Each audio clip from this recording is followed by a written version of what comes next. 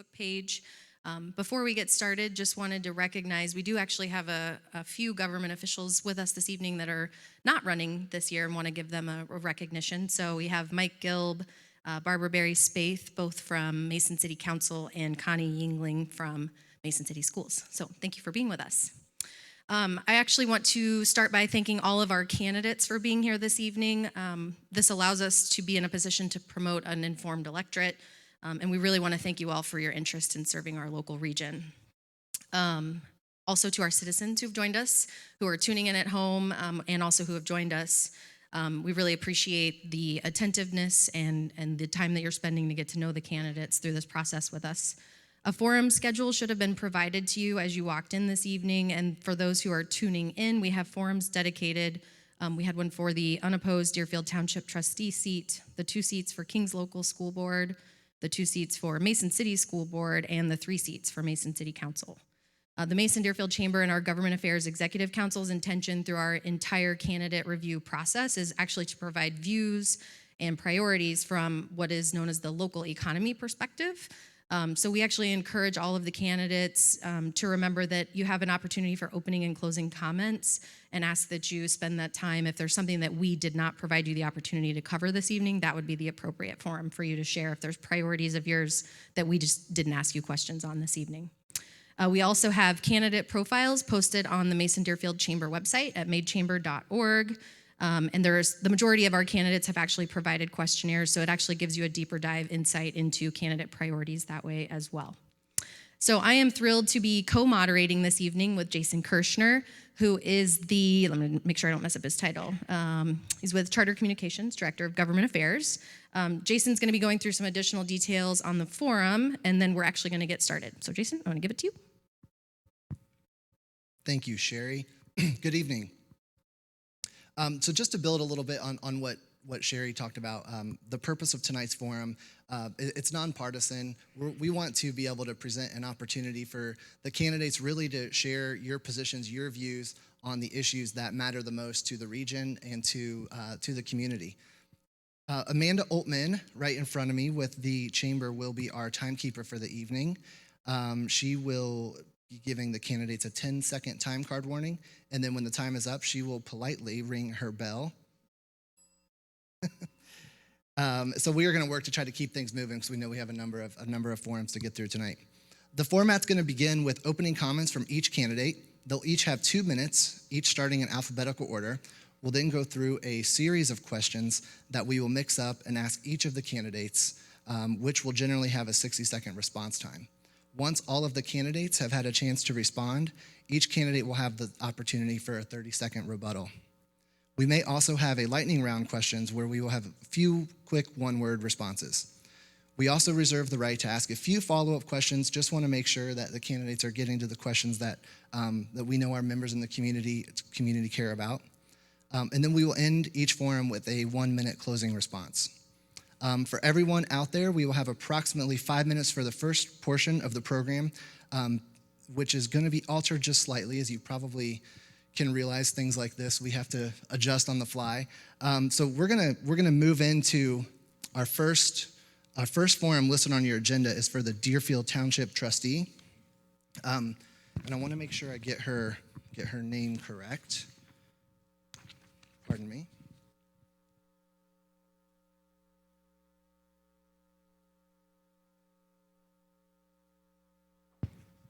Ms. Lutz is not able to join us. I'm sorry, I was looking for her full name. Ms. Lutz is running for the Deerfield Township Trustee position. It's another 4-year term. She's currently on the board. She's running unopposed. She had agreed to be here tonight, but this morning something has come up and she's not able to make it. We did feel like it was important, even though that race is an unopposed race. We felt like it was an important opportunity to still give her the chance to share some of her views and positions and that are taking place here in the township and in the region. We actually asked her a few questions to respond to. We were going to give her a 5-minute opportunity just to speak, but since she's not here, I'm just going to share those questions very quickly with you, just so you have an idea of what we were kind of thinking about and preparing for. And then if you have an opportunity to see her or any other candidate or official in Deerfield Township, we would encourage you to ask them those questions or anything that might be on your mind. I'm going to read through these relatively quickly. How will Deerfield Township government measure the success of striving to support workforce needs over the next 4 years? Question 2, many businesses and families cite schools as a reason for choosing to live here. How would you demonstrate your support of keeping strong schools and strong businesses? What is one specific example of a way you would demonstrate your support of regionalism with partners such as the City of Mason and the Mason-Deerfield Chamber, and how would you achieve it in your next 4-year term? Your candidate questionnaire, which I will point out that she returned and is on the website along with any other questionnaires that candidates returned, those are all available on the Mason-Deerfield Chamber website right now, so you can see specifically those positions, what they are. Your candidate questionnaire referenced that you feel the 2 most important financial issues facing the township over the next 4 years are financial stability and the need for an additional fire station, which could require a levy in 2020. Could you speak to why the township is planning to build this administration building instead of utilizing those funds for the fire department needs? Those are the questions that we had asked that she would potentially consider addressing. So again, we wish her the best. We wish the township the best, and we're gonna go ahead and move into the next part of the forum. Thank you. Just one more thing too, I think we also want to make sure that for those who aren't familiar with the chamber, we have 5 policy pillars that we really hone in on that help us to craft the questions and the focuses of our efforts. Those 5 pillars are economic development, quality of place, talent and education, transportation and infrastructure, and a pro-business climate. So we do have policy agendas on our website, and if any of you are interested in ways for requesting, as Amanda just pointed out, there's actually some out front too. Thank you. That's a good way for you to keep a pulse on what we're looking at, and if you ever want us to consider a policy issue, there is actually a policy consideration request for anyone in the region to submit to our Government Affairs Council to consider. So with that, we are actually going to move to starting the forum. So we're going to invite Mr. Stacy Belfram and Ms. Peggy Phillips to join us on stage, and we'll get started here in just a few minutes. So you guys have just a couple minutes to get settled in, and we'll get started here shortly. Thank you.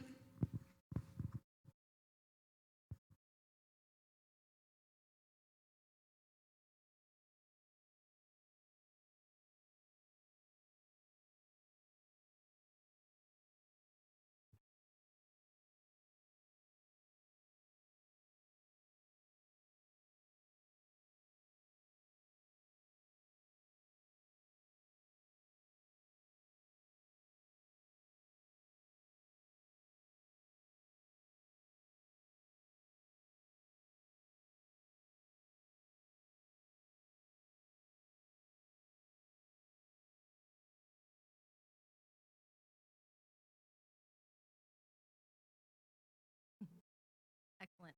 Okay, so welcome to, I'm going to do some repeating just because I'm not sure what portions of the forum are going to air when, so bear with me on this. So welcome to the Kings Local School Board Candidate Forum. We are grateful to have Mr. Stacy Belfram and Ms. Peggy Phillips with us this evening. This forum is going to last approximately 15 minutes, and we will begin with opening statements. We'll then move to a series of questions with 60-second responses and opportunities for 30-second rebuttals, and a closing statement. We also may have a lightning round where questions will have a few word responses, and we also reserve the right to ask follow-up questions and may ask one-to-one questions. And then we will end things with our 1-minute closing responses. So opening comments will last 2 minutes, and we will hear from each candidate beginning in alphabetical order. And if you don't mind to please share why you're running for this office in your comments, we will begin with Mr. Stacy Belfram. Thank you. Good evening, everyone. As stated, my name is Stacy Belfram. I'm running for the Kings Local School Board of Education. I'd like to thank the Chamber for putting this event together this evening. I'd like to thank Mason City Schools for hosting. Typically, when I'm on this side of town, I am the adversary, so in the spirit of that, go Knights. I'm running for the school board because I was appointed midterm. I'm currently an incumbent, and had the opportunity to lend what I believe are my skill set and my talents to the district. And quite frankly, it's been one of the more rewarding experiences of my life. Being able to have that direct impact on our student body, to set policy that we now see put into action, and the effects of that on our students has been, as I said, very rewarding. And I believe that I could further continue with the successes in our district and address some of the challenges that we currently have with respect to enrollment, our facilities, and some of the student achievement and wellness initiatives that we'd like to see moving forward. So with that, I'd just like to say thank you all for inviting me, and I yield my time. You have 2 minutes as well. Hi, I'm Peggy Phillips, and of course, thanks to the Mason and Deerfield Chamber, again to the Mason City Schools, and also to all of the community members in the King's attendance area that made this evening possible by either signing the petition or voting the last time. So I am also running unopposed, and it's one of those things that I'm truly humbled that everyone has confidence in the job that I've done the last 4 years and would like to see a continuation of that. As far as background, I've lived in Kings Mills for 20 years. I'm passionate about the importance of education and the role that education plays with and within the community. I believe in setting high expectations for student achievement and quality instruction. That's one of the main reasons and the main jobs of a school board member is to ensure that you're doing the very best for each and every student. I embrace the shared vision that the superintendent and board and treasurer have worked on. Setting goals and monitoring progress, I think, is highly important part of the job that we do, along with the evaluation of the superintendent and treasurer and supporting and guiding policies and other things within the district. Using data to make decisions is really important when you try and be transparent. And both Stacy and I have worked extremely hard on making sure that we do that. Everything that I've done in my past has prepared me and shaped me for the continuation of the role as a school board member for Kings Local School District. Thank you. Thank you both for your, for your opening statements. Sure. We're now going to get into the question round, and starting with Ms. Phillips, each of you will have 60 seconds to respond to this question. Many businesses and families cite schools as a reason for choosing to live here. How would you demonstrate your support of keeping strong schools and strong businesses and the connection between the two? Encourage and support the treasurer and superintendent in building and continuing to maintain that very important two-way partnership, not only with businesses, but also with all of the municipalities. Examples of that partnership, when I'm talking about two-way, means that working with, for example, Kings Island, one of the things that has been happening is one of the engineering classes is working on a project that during Winterfest, people that would attend would be able to see some of their handiwork. And so that's showing that side of the partnership. The other side of the partnership is making sure and letting students know when they should apply for a position with the town, with Kings Island. Thank you. Mr. Belfram? Okay. Well, it's as Mrs. Phillips said, it's about partnerships. And we've charged our superintendent and our treasurer to be that liaison between the district and the local businesses. And they've gone out and developed new relationships and sustained the ones that we currently have and improved upon them.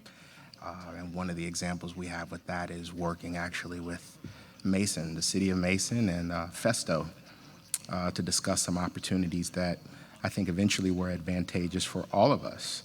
And those are the kind of partnerships and synergies that we're looking for between the district and companies that are here, and perhaps companies that we can help recruit to this area to show them that, yes, we have a school district that is performing well, and also potentially be a place where their own employees may want to live and grow their families. So we want to continue to do that. Great. Thank you. Would either of you like to add anything additional? Just the 30 seconds each. If you have anything additional on businesses and schools you'd like to add to what you shared. You don't have to, but. No, thank you. Other than the fact that, we, like most districts, we have a business committee that our superintendent and treasurer meet with on a regular cadence to further those efforts. And we're always looking to encourage more involvement with the local businesses and to that effect. And I think it's been fruitful in the time that we've been here. Thank you. All right, so we're going to move to more of a speed round form on this one. Sure. So what 3 things do you love about King's local schools? And what 3 things would you love to see improved? And we'd love to see you guys try to answer this in 10 words or less. So for example, I love 1, 2, 3. I would improve 1, 2, 3. So we'll start with Mr. Belfram. 1, 2, 3. Things that I love: student wellness and achievement, our faculty and staff, and the pride and involvement of our community. That's not 10 words. Nice job. Ms. Phillips? Are we doing just the I love first? Oh, did you miss your improve? Oh, I'm sorry. Sorry. So improvement, number 1 would be student wellness and achievement. Number 2, actually, for Kings, I think would be continuing our diversity and inclusion. And number 3 would be our facilities capacity. Excellent. Okay, Ms. Phillips? Okay. I love the staff, the students, and the community. I would improve the overcrowding, the current capped state funding, and the mental health of the students and parents. Okay, great. And so we'll stay with you on this one, Ms. Phillips. So on those areas that you would improve, how would you prioritize them? I would prioritize most of these things. We already have a little bit that we're doing right now, hence the improvement piece. But I think it would be very advantageous to go back out and get a pulse from the community before the board sets a priority list to say this is what we should do first, second, and third. Excellent. And back to you, Mr. Belfram, on your areas of improvement. So I would prioritize them in the way I stated them previously. Student wellness and achievement is always at the forefront. Even if you're doing well, it's always something you need to refine and improve. From there, I think our diversity and inclusion, our cultural awareness, our demographics are changing. So that's vital that we recognize and address that. And one of the topics that we're dealing with now is capacity. Enrollment, our growth is exploding, and we definitely need to prioritize that. I would agree with my colleague that is my opinion, but we would have to take the opinion of our constituency to determine what they would want to prioritize most. Excellent. Thank you. All right, so starting again with Mr. Belfram, each of you will have 60 seconds to respond on this one. Nearly 90% of our region's graduates go on to college, and we increasingly have a workforce that has demands that don't require a 4-year degree. Are there ways you can imagine the district exposing students to those jobs, and if so, what could that look like? Yeah, actually, we don't have to imagine it. We have a King's employability workforce plan within our district that brings in local businesses to present options to our students that are not considered what the traditional courses would be by going to get a 2-year or 4-year degree. We started that, I think, in the last school year, and it's been quite successful, and it's allowed us to work with the Warren County ESC and these local businesses to show our kids that even if you obviously have the aptitude to go off to college, we have a lot of kids who don't have the desire to do that. They want to get a job. And we've been able to show them different tracks, different avenues that they can take to do that now and begin their careers. This past school year in the spring, we actually had several students who had job opportunities before commencement, full benefits, full pay, and I think that's fantastic. Excellent. Ms. Phillips, we'll give you 60 seconds as well. All I can say is ditto to what Mr. Belfram just said, but hitting the piece, can you imagine? I would think now we should steal some of the ideas that colleges and universities use, such as an internship, or it could be a job volunteer hours or exposure to more job opportunities and the types of skills that would be necessary. Excellent. And since we don't have the rebuttal forum for the two of you, really, we'd love to hear, especially on this topic, if you'd like to take any more time to share anything else. This is a great topic for the business community, so we'll give you an extra 30 seconds each if there's anything else you would like to share on this, or we can move on. I mean, if you're going to give me the 30 seconds on live television, I would just invite any of the local businesses to reach out to us and be part of our employability Yes. workforce plan and part of our business committee and work with us to expand that current program. What we'd like to see is a lot more of our students be involved with it. I think it's at a much smaller scale now, and we'd really like to expand that and be able to present that option to the entire student body so they can make informed decisions. And I will just echo what he said again, and then also add that employability and this work skills that are necessary in a very technical manner now from what we've experienced even just 5 years ago is astronomical. Absolutely. And so I agree that we need to do everything we can to prepare students for the jobs of the future that haven't even been invented yet. Great. Ms. Phillips, we'll stay with you for this one, and actually is a great question kind of building on what we were just discussing. Are there programs or courses that you favor that best prepare students for the future workforce? Maybe something that's happening in a different part of the country or a different part of the state?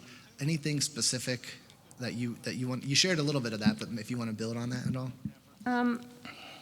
I think just that need for continual exploration. It's somewhat of a new topic, looking at doing things like that at the high school level. I think we're all starting and doing a little bit, and I think we just need to continue doing research, and especially the people teaching the courses as they learn and talk more with the businesses, they'll gain many ideas on how to expand just by doing that portion of the work. Great. Thank you. Mr. Belfram? Yeah, I would concur with my colleague, but I think there's also a piece, we've actually talked about this quite a bit. I'm an IT professional, and I do believe that students need to have a certain amount of technical proficiency beyond just the ability to functionally operate a cell phone and manage their social lives. But with the introduction of technology, we can't usurp the classics, right? The core knowledge and hard skills that I think our students need to learn. And I think sometimes that's getting missed. And so our kids aren't learning the soft skills that they need going forward to move off into an educational track in college or in trades.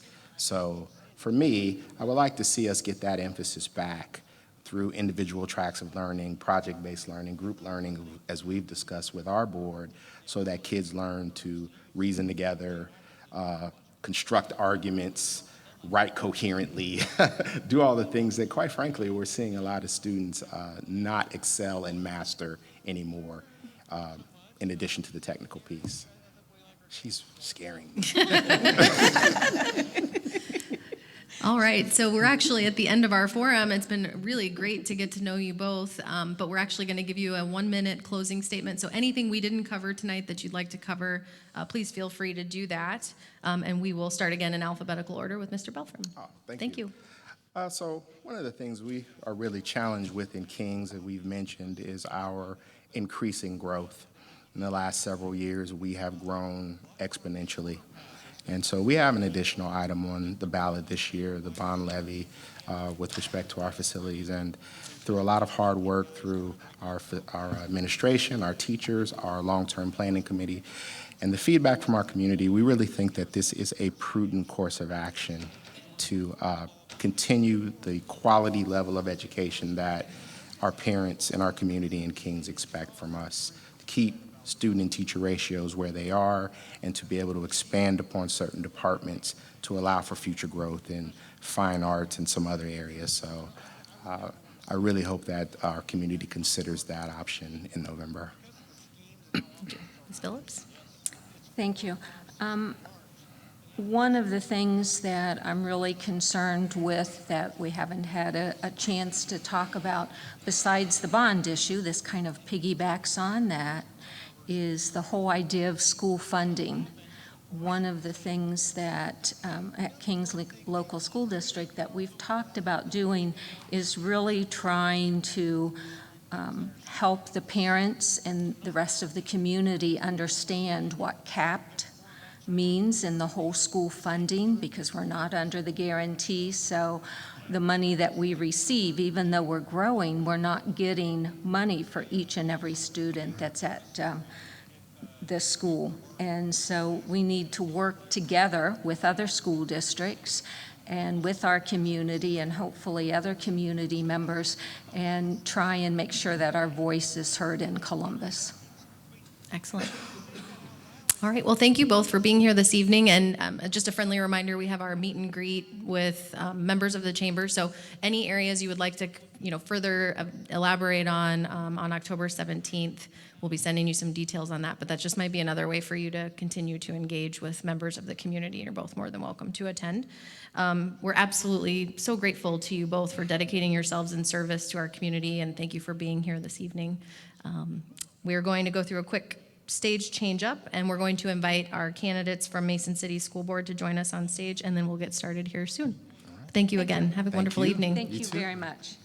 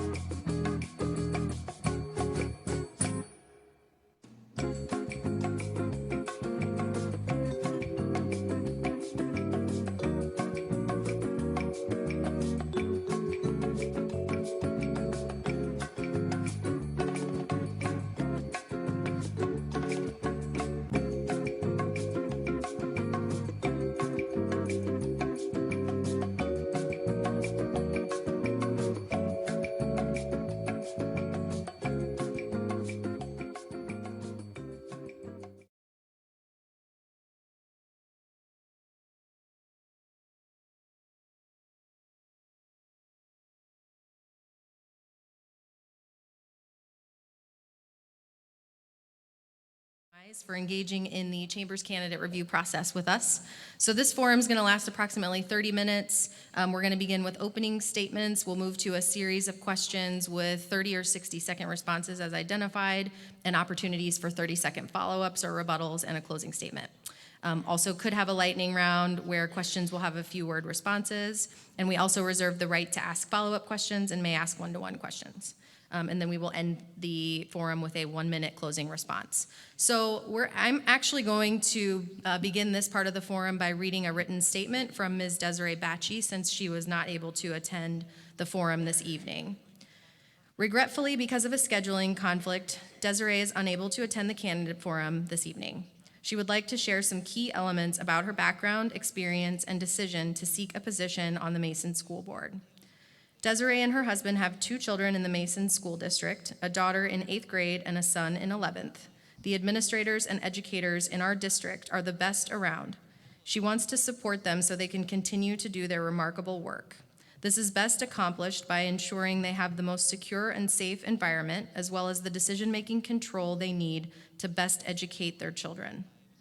Desiree wants the students in our school to feel safe every day and know they are protected because we have done everything we can to be proactive in the ever-changing and ongoing threats we face. In addition to ensuring our schools are as safe as possible, she supports our community and local educators to make the best decisions regarding our children's academic goals and plans. Every district is unique, just as every child is unique. The decisions on how to most effectively educate them must be made by the qualified persons who know their needs best. Desiree graduated from The Ohio State University with a bachelor's in sociology with a specialization in criminal justice. She served as the director of the Warren County Juvenile Detention Center and previously as a sergeant for the Warren County Sheriff's Office until she made the decision to stay at home to raise her young children. More recently, she gained additional business administration experience working for Batchy & Batchy Law Firm. During her career, she has gained extensive knowledge and training of security practices, worked with troubled youth, and collaborated with various community service entities. She has also developed financial and fiscal responsibility in both the public and private sectors. She has a broad range of experience that she would like to utilize by serving our community on the Mason City Schools Board of Education. So we are now going to move to the opening comments with our candidates who are present with us this evening for Mason City School Board. So beginning in alphabetical order with Ms. Allen, you have 2 minutes, and if you could all please include why you're running for office in your opening comments, that'd be great. So Ms. Allen, 2 minutes, please. Thank you. So my name is Courtney Allen, and I'm excited to have the opportunity to run for a 3rd term on the Mason City School Board. My enthusiasm comes from living in Mason for more than 16 years and having already served 8 years on the school board. I also feel passionate about the strong sense of community exhibited by Mason, its schools, and its residents, and I firmly believe that our school district is a great source of pride for our community. A little bit about me, I'm a mechanical engineer by degree. I went to the University of Cincinnati. And after college, I went to work for Procter & Gamble in the facility management and project management, where I was responsible for facilities capital budgets and multi-million-dollar projects. I'm also a mom. And after working for Procter & Gamble for many years, I made the big decision to stay home with my 3 children. When my oldest entered kindergarten in 2005, I began volunteering in the classroom and have since enjoyed many, many hours volunteering in our schools with several supporting organizations and, of course, while on the school board. While away from my career, I also had the pleasure of working part-time for the May Chamber, welcoming new residents to the Mason area and helping educate them on what Mason has to offer. I have since returned to my career and just finished working on a $500 million expansion to the P&G's Mason Business Center. Mason City Schools has seen a lot of change in the 8 years since my first election, and the board has faced many tough decisions following a failed levy and reduced state funding. But I would say one would be hard-pressed to find a school district who has navigated financial challenge more adeptly than Mason. And I am thrilled with the district's recent focus on the 3 big rocks: culture, inclusive excellence, and personalized learning. The intentional effort, not just around learning, but around the culture that surrounds it, is key to the district's goal of creating a learning environment that produces great experiences and great outcomes. I'm looking forward to the opportunity to serve a 3rd term on the Mason City School Board and doing what I can to support the great work of the district and the important role that this district plays in the community. Thank you, Ms. Allen. We'll give it to you, Mr. Orr, for 2 minutes. I want to thank the May Chamber for putting on such a wonderful forum for our community to get to know the people that want to serve locally. I think that is amazing and pretty unique to our community. My name's Ian Orr, and I'm running for Mason City School Board. I've lived in Mason 12 years with my beautiful wife and 4 children. She's lived in Mason for 19 years. I lived in the city of Cincinnati when we first got together, and she made me move to Mason, kicking and screaming. I'm a city kid, but it's the best decision I've ever made. 2 of our kids have already graduated from Mason, EJ and Maya, and we'll have 2 more, Eden and Aaron, who are here tonight. Professionally, I'm a property underwriter for a Fortune 500 company. So that means I'm collaborating with businesses all the time to make programs that ensure that if their worst day were to ever happen, we would be there to stand with them, side by side, shoulder to shoulder, taking care of them. So I understand the need to collaborate with those that you live with and work with. I've also volunteered, like Courtney, in our school district. I've been a diversity council leader, diversity, equity, and inclusion ambassador. I'm on the family experience team. My roots in this community go pretty deep. But to the question of why I'm running because I love our community. I think it's a great place to live, work, and play. And I want to serve and represent our community. I'm running because I believe that my professional and personal skills would make me a very effective board member with my unique skill set and perspective. And because our schools hold a unique place in our community, they're a cornerstone of our community. They bring all of us together. They're the heartbeat of our community. So I want to work with my fellow board members and the community to continue to make sure that our schools are a stable, safe place for our kids to grow and learn. Thank you. Thank you, Mr. Orr. Mr. Wise, you have 2 minutes as well. Thank you. Well, Sherry, thank you to the May Chamber, your team for putting on this event and making it available in a variety of different ways. And thanks for everyone who has attended tonight. My name's Kevin Wise, and I'm running for my 5th term on the Mason School Board, and I can't believe I'm saying that. But I remember vividly a hot day in 2003 when I gave one of my first talks like this in a campaign, and I said I felt like it was important that we had school board members that would run and sit on a school board for 20 years, and that I was ready for that. And we're almost there. And it's been an important component of being able to bring 3 things that I hope to continue to bring, and that's the value of long-term planning. Long-term planning is the key to being able to generate success in a school district when you're dealing with the complexity of state funding, changes in demographics, and other complexities of running a strong school district. Partnerships take time to form, and they require a personal investment of one's time to get to know the businesses, the city, the township in our community, so that we can foster the kind of growth and development that helps keep our tax base efficient and helps us grow a great community. And then the last thing is the continuity and focus on priorities. You know, it's hard to change gears all the time, and I'm thrilled to be part of a board that can help support and drive long-term priorities, continuity, and be able to bring value to students in that way.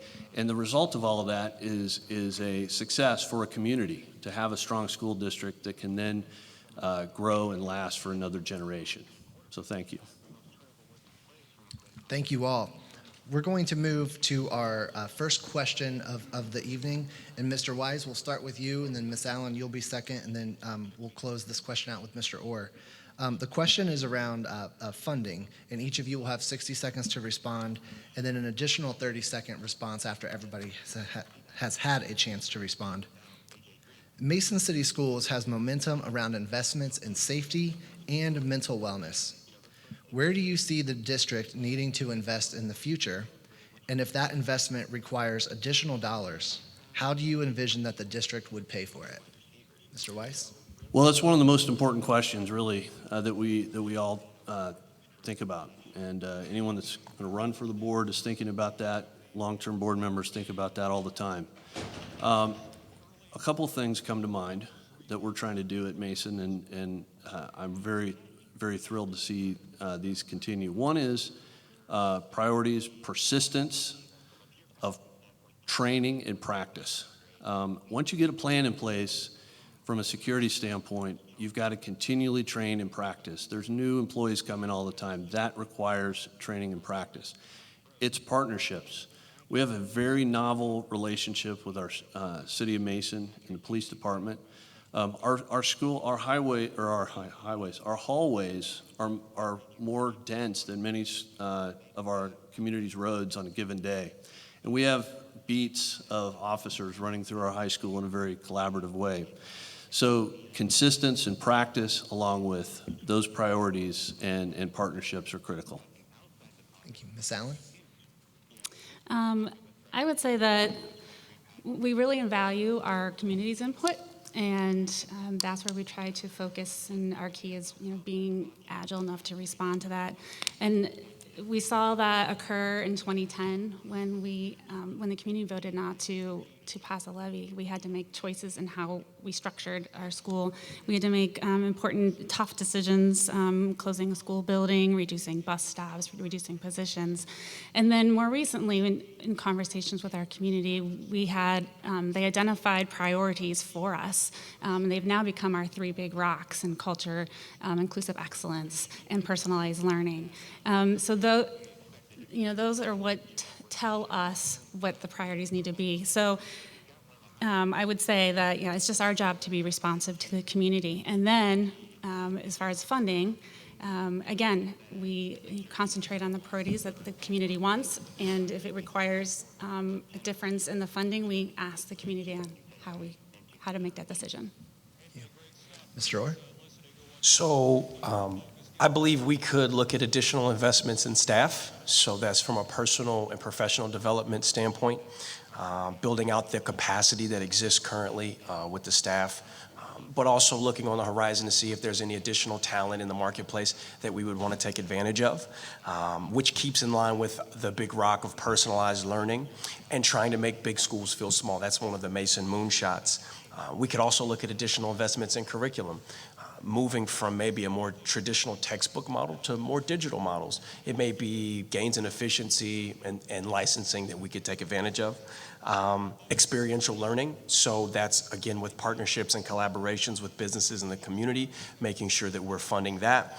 And then some equity and inclusion work, so making sure that we can build out a team similar to the personalized learning team that's been created within the schools. So we can fund that through Mason Schools Foundation, we can come to the community for that, and we can come to our businesses to see if there's additional investments there. Great. Mr. Weiss, did you have anything you wanted to add or respond to? 30 seconds? Yeah, maybe just to add, with the primary focus on safety and how do you pay for it, the areas that I think we've got to continue to work toward is to leverage the investments we've already made. So that practice, leveraging those partnerships, and then some additional parts, which is, students matter. And our students and the culture that we're trying to drive with our students help their classmates with some of the mental health issues and safety issues that we have. And all those things don't require a lot of new funding, but require that persistence and long-term planning. Thanks. Ms. Allen, would you like to add anything or respond? I would again, going to the funding and priority, we are always evaluating our finances with any decision that we make and any change in the work that we're going to do and invest in. We always want to find the best value for the tax dollar. But it's when it becomes an issue of do we have to eliminate something to do something else? It is always the decision of our community that we need to find. Thank you. Mr. Orr? We're discussing additional investments. Those investments would be in our students, and I always think they're worth the return. We've seen 100-fold return from the kids that have started businesses, that have gone on and come back to our communities and contributed. So when we're talking about additional investments, we're really talking about investing in students, and I believe that. So whether that's coming to the community and asking for additional dollars or going through our charities or our businesses, I believe that we need to make sure we invest in our students. Thank you. All right, starting with Mr. Orr this time. We'll start in the middle and then move to Mr. Wise and end with Ms. Allen. Each of you will have 60 seconds to respond, and again, a 30-second follow-up or rebuttal. So nearly 90% of our region's graduates go on to college, and we increasingly have a workforce that has demands that don't require a four-year degree. Are there ways you can imagine the district exposing students to those jobs? And if so, what could that look like? Mr. Orr, 60 seconds. Absolutely, I can see the district doing it because we do it currently. We have access to internships, partnerships, job shadowing. A lot of that is funneled in the high school through Deb Gentine, who's got great partnerships and relationships with the business community in the local area. But the concern I have is equity. Do all kids in our schools have access to it? Because some may not have the time after school. They may have jobs that they need to work. Some may have full schedules during school and they can't take advantage of these. So making sure that all students have access to the opportunities that exist to build out that skill set for the workforce is something that I want to make sure, if I were to be elected on the board, that that's something that we make sure takes place. So I think we do a really good job of this, but I just want to make sure it's diffuse in its access to our students. Thank you. Mr. Wise? Well, our work with the experiential learning program that Ms. Gentine has developed is, I think it's important to understand that it takes a teacher with an investment, a vision, and a passion like she has to develop this kind of program, and she's done a tremendous job with that. Attended the job fair that she put on that connected local businesses to students last year. It was probably the largest job fair in the county, I would say, and these were high school students, many of them coming to work both for pay or for, just for the learning experience. And I would encourage us to continue to support Deb and her team to bring that to a reality and then extend it to other types of real needed careers right now in our community that would gladly be there to get that help. And I think we can continue to do a great job of connecting those students to those opportunities. Thank you. Ms. Allen? When we're looking at the workforce that doesn't require a four-year degree, I think one of the key areas is really exposing our students at an early age to what those jobs are. And so an option or an opportunity may be for us to get our middle school kids more exposed to what those jobs look like. I mean, working in a construction industry, I see it a lot right now. There's a lack of skilled trades out there. And so I think getting students just made aware of what those jobs look like at an earlier age. We could also do a better job of career tech job fairs, providing more of the internship job shadowing opportunities for those kind of professions. Excellent. Mr. Orr, do you have anything else you would like to add? So both of my two oldest children had jobs locally. So my oldest worked for Kings Island and my second oldest works for Two Cities Pizza. So we know the value of having local businesses hire Mason students and grads. It gets them going. It teaches them timeliness and discipline and being on time, and gets them those professional skills that they'll use to build in their careers. So it's really important that we focus and make sure that this is a continued strength for Mason schools. Mr. Weiss, anything else? Yeah, my wife Marcia and I have three kids, two in college, and one is a junior in high school now. So we've had a chance to go through that process of moving on to college. I think one of the things we could do a better job, in addition to the experiential learning, is to help educate parents on alternatives. Many parents have kids that are seeking a different path, and we want to make sure that there's an opportunity to continue to educate them on all the alternative paths that may be there that aren't the college track. And I think we have just the kind of team that can help drive that. Thank you. Ms. Allen, do you have anything else you would like to add? It's just another opportunity for us to partner with local businesses. There's so many opportunities here in the region to provide opportunities both for our students and for our businesses, and them using so much talent we have here within our student body. Thank you.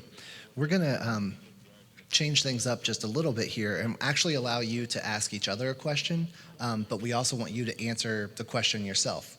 And we're not going to have responses. We're just going to do 30 seconds for each of you. So, Ms. Allen, we'll start with you. If you have a question you want to ask the other candidates, and we also ask that you respond to it yourself. Okay. If I look at, we're running for a four-year term, so I would say, what do you see as the greatest challenge the school board will face over the next 4 years? Oh, I'm sorry, I didn't mention the order. Right. Mr. Orr, you will respond next, and then Mr. Wise. I think it's without a doubt the operating budget. It's structurally imbalanced right now. There's some deficit spending happening. We need to make sure that we are on sound financial footing so that we can take advantage of the opportunities such as the coupon from the state that helped renovate this beautiful middle school. So we just need to make sure that our budget is structurally sound going forward in the future to continue to deliver the education that our kids and our community are used to. Well, I'd certainly echo that, and that's not a new focus. We need to focus on that every day. I would say that the biggest challenge, I would say, is the recurring challenge of attracting and energizing a group of teachers that interact with our kids every day. Those are the meaningful relationships that form the bond that last forever for those students. And it's easy sometimes to get caught in the administrative sagas that happen year in and year out, and we need to keep focused on attracting and maintaining those great teachers. Ms. Allen? Both great answers. And I would say that in addition to that, one of our greatest challenges is to continue to educate students and prepare them for a future and a workforce that we don't know what it's going to look like tomorrow.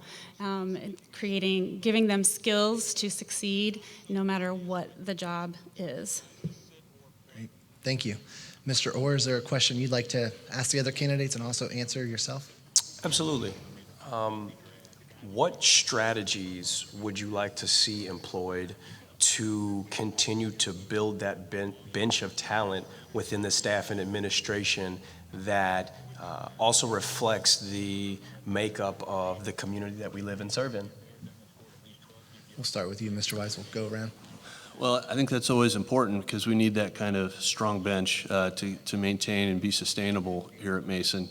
I am a big fan of what Mr. Cooper is doing with the team building that he's doing. The number of teams that all have team leaders in our district that are leading portions of our priorities. You know, I saw Chrissy Huffnagel. I think of her as a young teacher many years ago. Now she's leading a group of teachers and building into those teachers to help them grow. And I think that is an important component to be able to build that bench and see those types of employees shine. I would agree.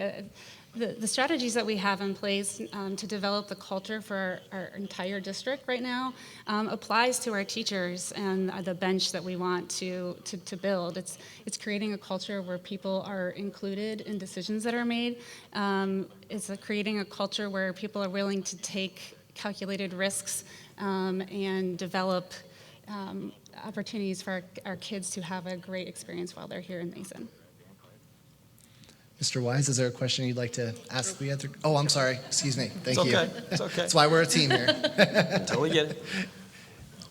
So I think building out the capacity of the current staff through to professional development days is critical and changing culture. But I also think casting a wide net for potential applicants that want to join the team is huge. So that's both from a demographic and geographic perspective, because the person at the head of the classroom actually creates the environment that the students will learn in, and having someone who has some elements of diversity actually makes the learning has more depth than what you would traditionally get coming from the places we traditionally hire from. Thank you. Now, Mr. Wise, would you like to ask a question? Sure. What do you both think the biggest mistake a board member can make when carrying out his or her duties? We'll keep going in the circle we've been going. So, Ms. Allen.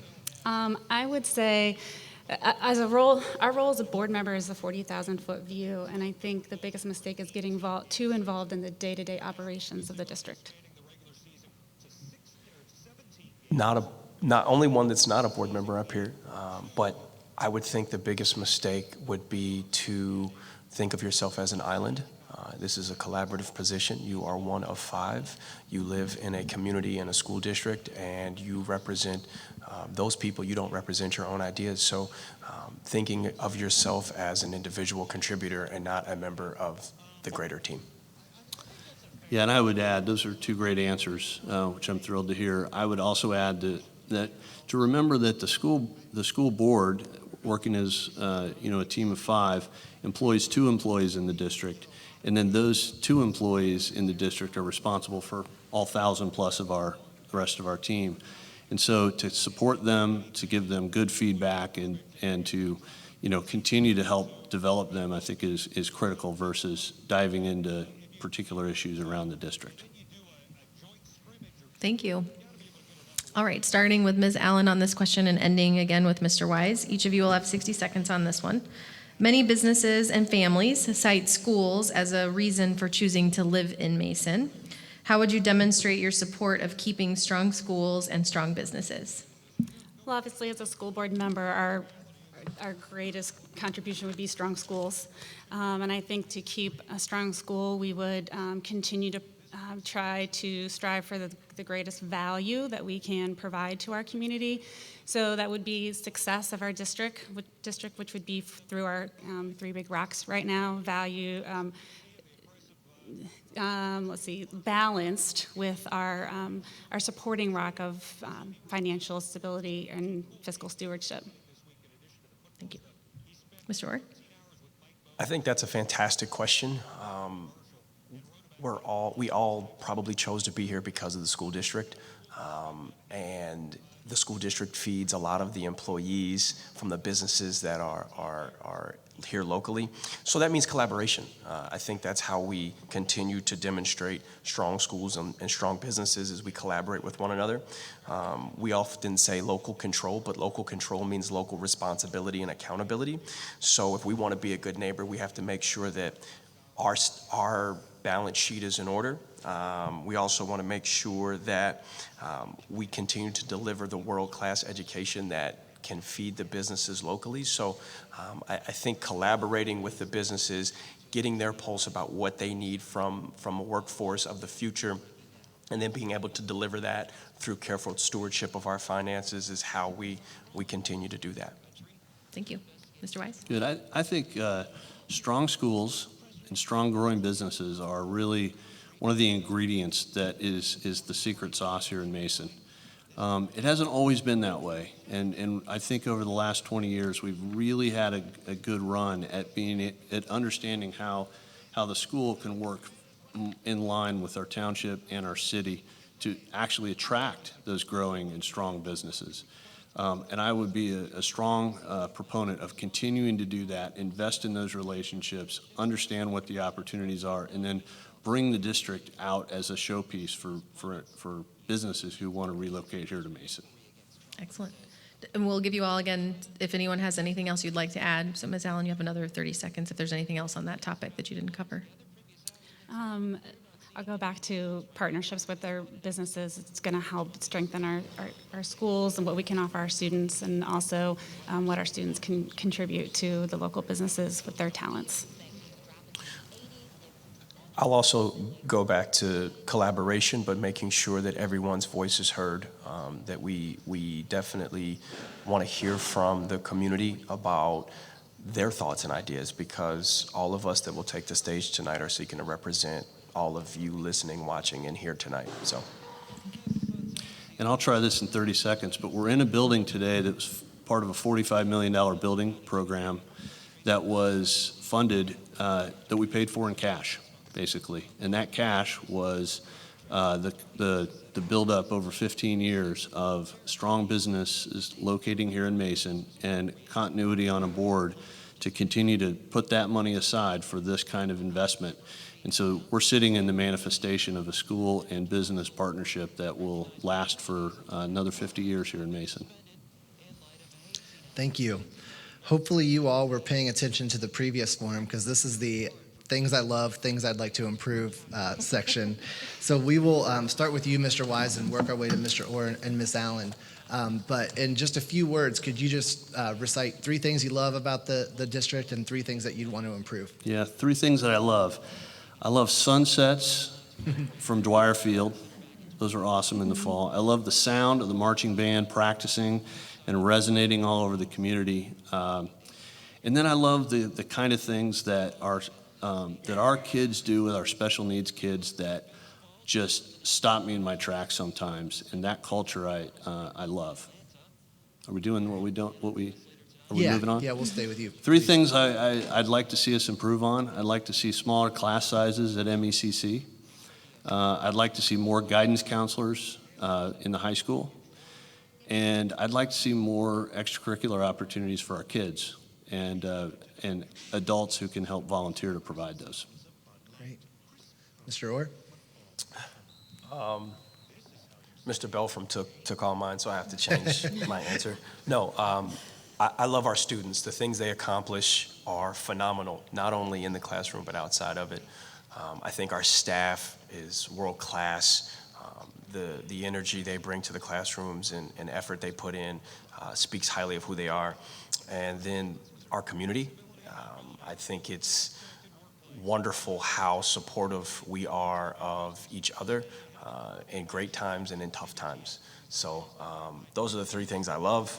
The things I think we could improve are budget health, recruitment of staff from a broader net, and we could drive our 3 big rocks a little bit deeper, not only into the classrooms and to the students, but also out into the community.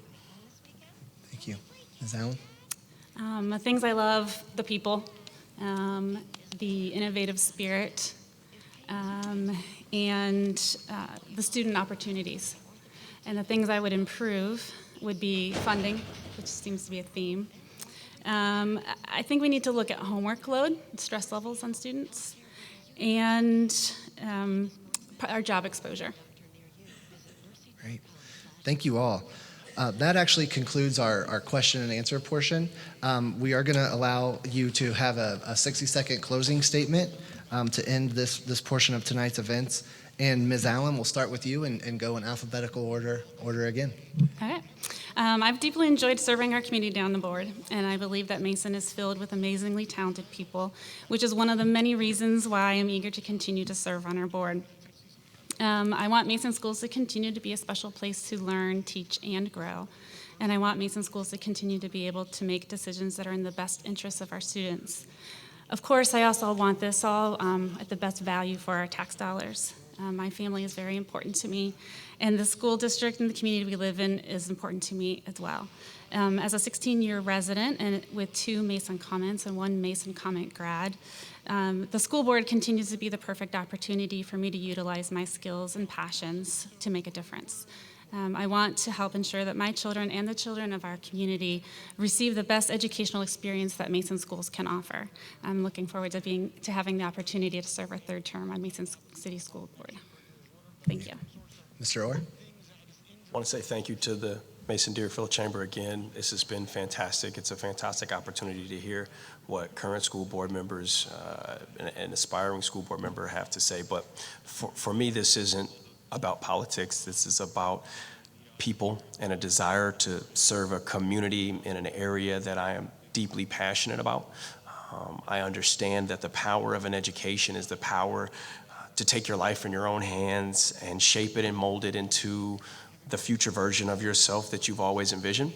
So I've been blessed to be able to do that in my own life, and now I want to make sure that the children coming through Mason City Schools also continue to have that opportunity, whether that's going to a 4-year college, going into a trade, or going into the military, making sure that these schools outlive us all and outlive the community is something that I'm deeply passionate about. So I hope to serve my community as a school board member in January.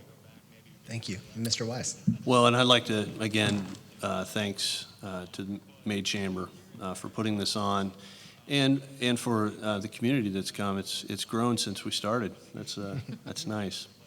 Again, I want to focus primarily on three areas, and that's I want to continue long-term planning. I want to continue to build in partnerships that make Mason a unique place to live and call a hometown. And I want to continue the continuity, the priorities that we're on right now and continue to make Mason a better place. I want to bring my skills and my track record to that challenge. And again, I'm looking forward to the opportunity to serve an additional term. Thank you. Thank you. Well, excuse me, on behalf of the Chamber, we just want to thank you for taking time to be here tonight and for putting yourself out there to serve your community. We really appreciate it, and thanks again for being here. We're now going to do another little stage switch, so if the Mason City Council candidates can start making their way up, we'll get started here in a few minutes. Thank you. Thank you. Thank you.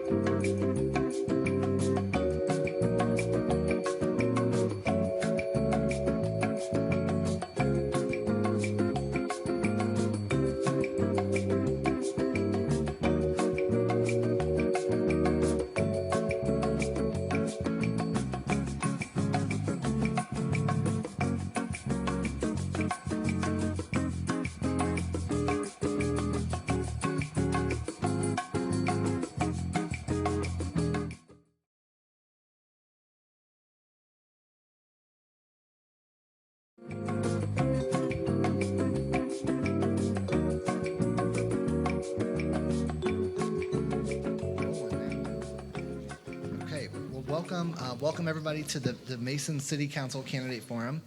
We're grateful to Mr. Jay Beatty, Ms. Joy Bennett, Mr. Tony Bradburn, Ms. Kathy Grossman, and Mr. Josh Stricula for engaging in the Chamber's candidate review process. This forum will last about 45 minutes and will begin with opening statements.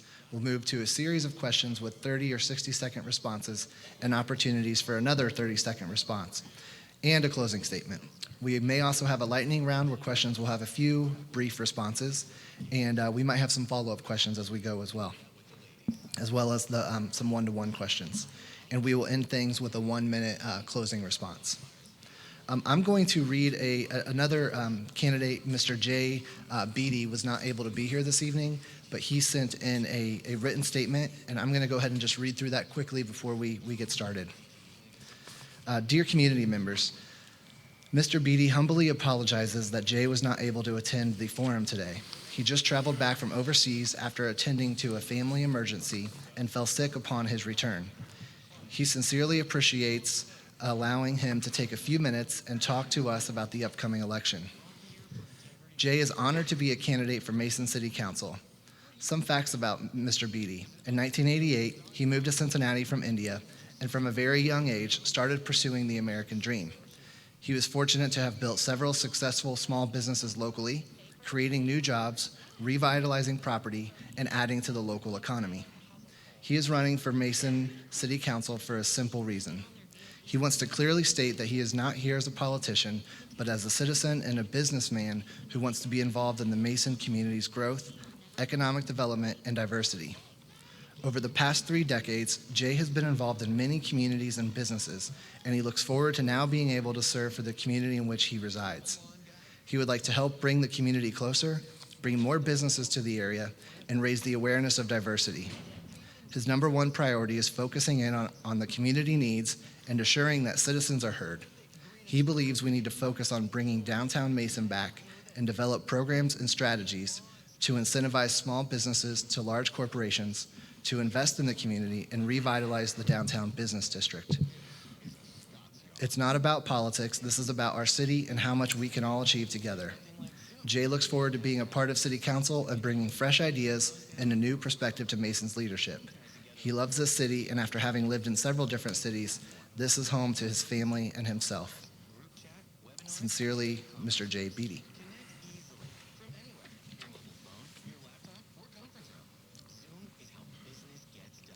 Okay, we will now move to opening statements with the candidates that are here this evening. So again, we'll begin in alphabetical order with Ms. Bennett. And Ms. Bennett, you have 2 minutes, and if you could also include why you're running for office, please.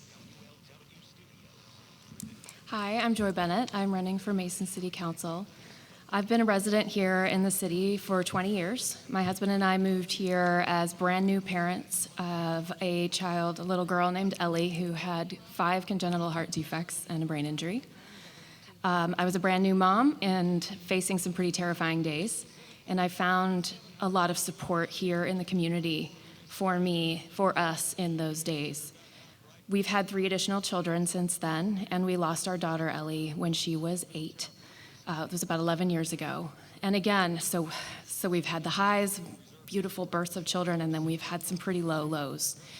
And the community has been here for us in all of that. What I'm learning is that because of the growth here in Mason, we are now a city of 33,000 plus people, and many of us, probably the majority of us, are transplants. Some of us have come from across the country, and many of us are here from around the world. But my experience of support and embrace is not consistent. It does not happen across the board. Many of our families who are here from other places do not feel welcome, appreciated, embraced, even respected. And so I think that is a huge opportunity for us if we're going to continue our economic development and bringing in companies that recruit from all around the world. We need to have a community that supports, encourages, and embraces all of the people who come here. There is a lot of things here in Mason that work really well, and I support continuing all of those efforts. We do a really good job managing our money, recruiting businesses, and providing consistent support and services to families, residents here. So I certainly support continuing all that, but I really think that a focus on a community that is truly integrated is much, much needed right now. Thank you. Mr. Bradburn? Thank you, and I want to thank the Chamber for putting up with us again and letting us to go ahead and tell our stories. I'm a refugee from Hamilton County. I moved here in 1998 from the city of Springdale. And when I was looking at a new place to possibly live, I looked at the map and I talked to some friends I had here in Mason, and I decided that Mason was going to be the new Blue Ash of the future back in 1998.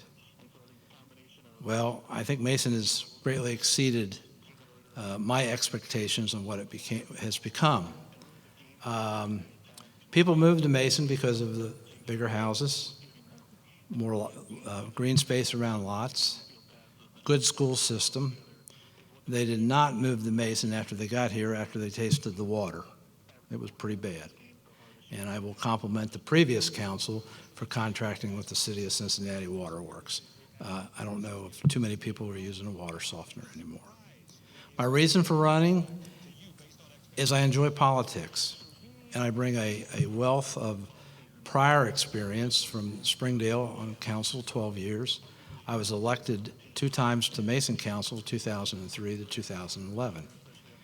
And it is with that experience that I bring to the ballot box this time, as people make their decisions. I won't have to learn the rules of the road. I understand the financial situation of the city. The city has good finances at this time, but we also need to be very cautious in extending ourselves, because basically the state and the feds are not going to be with us. It's all going to be us. Thank you. Thank you. Ms. Grossman? Hi there, and thank you to the Chamber for having us and for investing in this election in the sense that you have become engaged and you're giving us an opportunity to engage with the public and to share our messaging with transparency and honor so the public can make a very wise and discerning decision at the ballot box. So it's an honor to be here to speak to you tonight. I'm committed to the guiding principles I set forth when I first ran for office. I'm now running for a second term on Mason City Council. I promise to bring collegiality to Mason Council and to work with professionalism to address difficult city issues. The public record demonstrates that I've been able to keep those promises. I kept my pledges to maintain our low taxation policies, such as full credit and reciprocity for taxes paid to other cities, as well as to take great care with fiscal accountability. I have facilitated collaboration on tough issues with my colleagues and community members, generating thoughtful dialogue and careful analysis of multiple important decisions that have been addressed by Council. I began the process of creating a more modern style of government openness and community engagement. Change hasn't been easy. It'll take more time to complete this transformation than I've had to date. I promise to invest in our green spaces, maintain and enhance our parks, promote connectedness with our bike path system, and support well-designed infrastructure. I also promise to look after our safety needs. I've done all of that. I've led with authenticity.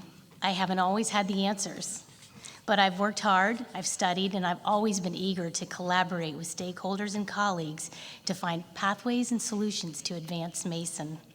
If reelected, I'll continue that work in the same way, but now with the added experience and wisdom gained over the 4 years during my first term. Mr. Strecula?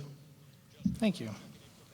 So thank you again to the Maid Chamber for having us and setting up this forum and providing us an opportunity to speak to the public. And thank you everybody for coming and being interested and being involved. It means a lot. I do want to reiterate, and I said this 2 years ago, and maybe it didn't quite hit well, but you don't have to actually be able to spell my name or pronounce it to vote for me. It's okay. And if you're having trouble, it's just Josh, Josh, simply Josh. First and foremost, I'm a father and a husband. Thank you, Amanda, for laughing at that. I appreciate that. First and foremost, I'm a father and a husband. My boys are right down there. That's the most important job that I have. And I firmly believe that if I continue to strive to do better in those areas, then that will easily translate into other areas of my life. I'm a business owner, I'm an entrepreneur, I'm a finance guy. I actually started my first business in college, investing in real estate, still own that house today. So I have a lot of experience there. I manage wealth for families just like yours. I've been doing it for almost 15 years now. They've trusted me with making decisions that are in their best interest, given their goals and dreams. I'm a veteran. I served 9 years in the Ohio Army National Guard. I served 2 tours overseas. I went to Mississippi and spent some time doing humanitarian relief after Hurricane Katrina. The experiences that I have in the military are irreplaceable. And it's allowed me, and this is why I'm running, because I think it gives me a certain skill set to be able to work well with multiple people from many different backgrounds and to be able to get the job done. Right? We had to be flexible. We had to adjust. We had to adjust fire. We had to drive on. And those are the things that I'm going to be able to do on City Council as well. Thank you very much. All right, thank you all for your opening statements. We're going to move to the question portion of our forum, and so we'll start with Mr. Stricula this time and move back to Ms. Bennett. So you each will have 30 seconds on this question, and we'll have a 30-second rebuttal. 60-second response with a 30-second opportunity for a rebuttal after all candidates have spoken. So your vision included 3 things that you want to achieve in office. What is your top priority of the 3 you listed, and how will you go about achieving it if elected? So, Mr. Stricula, sorry if I was not clear, a 60-second response. So you said 10 minutes? Perfect. So the top priority, I did list a couple out, but I think the top priority, we have to take care of, we have to clean our house, right? We have to take care of our house, and that starts with our downtown. It starts with our downtown, it starts with our small businesses down there and taking care of them. We have infrastructure issues down there. We have traffic issues. We have parking issues. That has to be a priority, and I think that there's some fairly simple fixes. Now, it doesn't start up here for those fixes. It starts with you, and it starts with collaborating with you and allowing the government to get out of the way and let you do what you do well, which is create jobs and make money. And so that's the top priority, and it has to be done, and it should have been done years ago, and unfortunately, we haven't been able to get it done for multiple reasons. But I think we can. I think we can look at it, if we looked at it objectively, and we start to collaborate with the chamber, with the small business owners here in the room, and I think we can fix downtown for everybody. Thank you. Ms. Grossman? Well, it's hard to get it all into 60 seconds, and if you know me, you know I'm very creative and I have a lot of ideas, but I condensed it down, a vision, down into 3 terms: preserve, grow, and advance. I want to preserve our heritage and maintain and expand our parks, green spaces, tone of commerce, community center, and community amenities that identify Mason as the wonderful community that it is. I want to grow our revenue, jobs, businesses, workforce, regional collaborations, and maintain and improve our essential city services to the best of our ability. And I want to advance and help create a better culture of ethics, transparency, and government openness that results in respectful collaboration on council, with accountability to the public and engagement with our residents to make Mason the best city that it can possibly be. Ms. Grossman, can I actually ask you a follow-up? We'll give you an extra 15 seconds. So we asked for your top priority. So I think you mentioned preserve, grow, and advance were the top 3. Could you narrow that down to your top priority for us out of the 3? Wow. The top priority, I think, is getting it right at home, taking care of our house. To build on what Mr. Stricula said, when we start with open government and community engagement, we're going to make the best choices possible, and that is grounded in a good culture, a sound culture of collaboration and ethics. Thank you. Thank you. Mr. Bradburn? Well, I had 3. I basically put it down to community input. We are elected by the people, and we at times make decisions, or decisions are made with not enough input from the citizens. But the citizens is just not the people that vote. This is also the businesses. And the businesses have spoken at times, along with the chamber.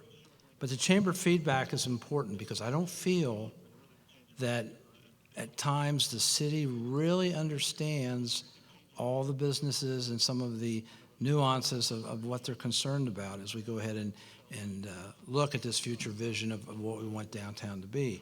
Everybody's got it. They want downtown to change, but nobody really can come up with you're not going to come up with a theme. It's going to be driven by the marketplace. And that's what we need to do is let the marketplace drive it and assist where we as the city can. Thank you. Ms. Bennett? I would expand on what Tony said. We are accountable not just to voters, we are accountable to every resident in the city, whether they vote or not. And I think that our community health, whether that is our economic health, our mental health, our ability to move around freely, so that gets to the infrastructure, it should be all about what is best for our community, for all of us who are here together. So we need to find solutions that take into account all of the different perspectives, not a small, narrow slice. And we'll give you guys, each of you, an additional 30 seconds if there's any follow-ups that you would like to add from that question. starting with you, Mr. Stricula, and we'll move our way back down again. Great, thank you. If I may, I think the one piece I think we've got a lot of great ideas up here, and from what everybody said, we have to have vision, right? And we've got to have a clear vision. And again, that goes through, and I'm just taking pieces from what everybody said, right? It's a collaboration with you, it's a collaboration with the chamber, and having all of us moving in the right direction, in the same direction. And we've got to be able to put that vision out there, and I think that's what we're lacking right now. And that'll help us get a lot of these other things done. Thank you.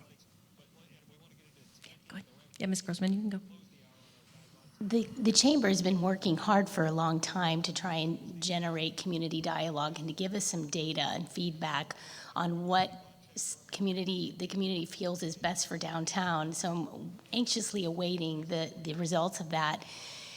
And that engagement component is so important, but I think too philosophically, we have to consider what the public sector is responsible for, and that infrastructure piece that has been mentioned, in my view, should be our primary focus and priority when it comes to downtown. Mr. Bradburn? The only thing I would say in regards to what we're talking as far as downtown development, I think council and the public need competing ideas of what it might be, and not to just lock into one idea or the first person that comes in with a project and say this looks good. We have to go ahead and be careful that we don't pay for public improvements twice. Nothing worse than ripping out concrete you put down 3 years earlier. Thank you, Ms. Bennett. From the conversations that I've had in the community, I understand that part of the challenge with our downtown development is that we have a lot of people who have businesses in that area who've been there, have been owners of the property for a really long time. And so with roots that deep, and in some cases conflicts that go back a long time, it means it's going to take a while. We're going to have to work carefully. We're going to have to listen well. And it's not going to be something that we can do overnight. So I think good expectations are also important here. Our next question, and we'll start in the middle with Mr. Bradburn, then we'll go to Ms. Bennett, Mr. Stricula, and Ms. Grossman. Try to keep the order right here. The question is, regionalism is at the core of the Mason Deerfield Chamber's mission. Could you please give one specific example of a way that you would demonstrate your support of regionalism with the city's immediate neighbors or the broader Cincinnati region? And how would you achieve that example? That's kind of a tricky question. Money usually stays within the jurisdiction that generates it and benefits the residents and the companies that pay the taxes. The local TIF money that was used recently from the P&G expansion shows the fact that Mason Montgomery and many improvements were made that were, even though the development of P&G expansion was within the city, there were some major road improvements made outside of the city, and that's a regional thing. And as federal state monies that dry up, local communities will have to assess the benefit of such improvements. Excuse me. The amount of the benefit of the project will be determined by those that are elected. An example would be, and I'll use this as an example, is what if there were a business in the general area that needed additional services at the Warren County Airport? Maybe we as the city would partner with the airport authority to go ahead and bring in that business. Thank you. Thank you. Ms. Bennett? I think transportation is one of the most important things that connects all of us throughout the region. My husband's been commuting downtown since 2001. And that's been an interesting process because we're commuting from Warren County down into Hamilton County, and it does not appear that there's really great cooperation. There's a bus that leaves from Meyer in Butler County, and that has one fee. And then the bus that leaves from Kings Island, which is in Warren County, has a different fee. And I would love to see a much more regional spirit of, how do we help all of our community get to and from their workplaces, to and from their homes. I was going to Children's Hospital multiple times a week for a period of time, and I used to daydream that maybe one day we would have a train that I could ride, so I didn't have to drive with my daughter every single day. But I think a broader view of what is best for all of us is what is much needed when it comes to regionalism. Mr. Stricula? I'm probably going to oversimplify things, but I think it starts with communication. I think it starts with communication with the neighboring communities first, right? If we can focus on fixing what we need to fix here, but then reach out to Deerfield Township and these closer areas to start to bring everybody in and talk to each other. I think that the mention of the fire department earlier is a prime example of that. And I know we're looking pretty locally here, but I mean, that's something that can potentially affect the school systems that we are a part of, right? This isn't a separate issue. So I think it starts with communication. I think it starts with open dialogue with all of the neighboring communities, and Mason should be the driver of that, right? We should be the epicenter of what's going on up here in Warren County. We shouldn't leave it up to somebody else, and it shouldn't be up to a township. Thank you. Ms. Grossman? Regionalism is important, especially in the Mason-Deerfield area when the nights of King's local schools are healthy and safe, and our Mason Commons are healthy and safe, and we all win, and our hometowns are all the more better, our futures are brighter. I too focused on transportation when I first read the question, and I thought immediately of the amazing transportation improvement district that worked to create the new full interchange at I-71, which will impact Mason and Deerfield in perpetuity. And that helps control costs. It brings in funding from a variety of sources, and it was an amazing collaboration and well-designed. The JEDs, Joint Economic Districts, we have the Liberty Township JED that we participate in, and roadway improvements were made outside of our jurisdiction. However, they've helped in Mason tremendously with widening of Butler Warren Road and Liberty Way. So those are great examples when regionalism works well. Thank you all, and you have an additional 30 seconds on the regionalism topic, starting with Mr. Bradburn. No, not right now. Ms. Bennett? I think Josh was right when he said it's communication. If we are talking to one another, and most importantly, if we're listening to one another, then that's where the real collaboration can happen. And I do think that, if we look at the transportation challenges that we're facing right now in our community, we need to listen to one another, listen to what the concerns are, and then problem solve something that's a win-win for everyone. Mr. Stricula? I agree with Ms. Bennett when she said I was right. No, I think the one thing that I would add to that is obviously the communication, the collaboration, but again, we need to look at, it was mentioned earlier, but the diversity of our community and what that could mean from a regional perspective. Because we've got a lot of exposure to a very diverse community that could add a lot of value to what we're doing here. Ms. Grossman? A couple of other things I thought about in hearing our other comments up here. We collaborate with Ready Cincinnati. We invest in that. That's a regional approach to drawing in industry to our region, and hopefully they will choose Mason. That helps us compete. I thought that was a great investment. And we also are active with the OKI Regional Council of Governments to find every possible way to enhance funding when we work on regional transportation issues, and that is a really good practice that our staff participates in, and that helps with regionalism. All right, thank you all. We're going to start with Ms. Grossman on this one and end with Mr. Bradburn. It's another 60-second response question, and we've actually started on this topic a little bit already. So downtown Mason has been a discussion point for years on council, and taking it a step further, some would argue it has been a dream, a priority, and or even a fight for many years in the community. With all of the momentum around moving the district forward, what do you believe the role of the City of Mason government is in the revitalization of downtown Mason? And as a member of council, how would you demonstrate your support?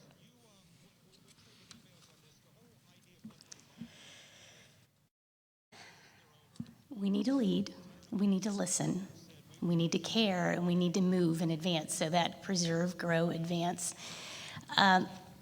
I believe as the public sector, we have a very specific responsibility, and that is to cover infrastructure. And we've done some improvements over a decade ago. They didn't seem to alleviate all of the traffic pressure, and now the roadways are failing. at certain peak times, not all the time, but at peak times. And they did not, even though they made cosmetic improvements, they didn't seem to improve the downtown economy. There are more areas of downtown that need infrastructure improvements. We are already working on parking, but I think as a government entity, if we can get that right, if we can carefully go back and study it with experts and get community input, but lead and advance the ball on that infrastructure component, will make it easier to use and more inviting, not just for visitors and residents, but for businesses to come in and invest. Thank you. Mr. Stricula? Thanks. Yeah, I just want to be the first to say that the government is not the solution. We're not the answer. What we can be is a catalyst to small businesses to allow them to move forward, and we can do that through a couple different ways, right? Better zoning codes, ease of doing business, potentially creating a small business development workforce, almost working directly in collaboration with the chamber to create almost a small business incubator, something that allows an opportunity for small businesses to come in and make downtown be an attractive area.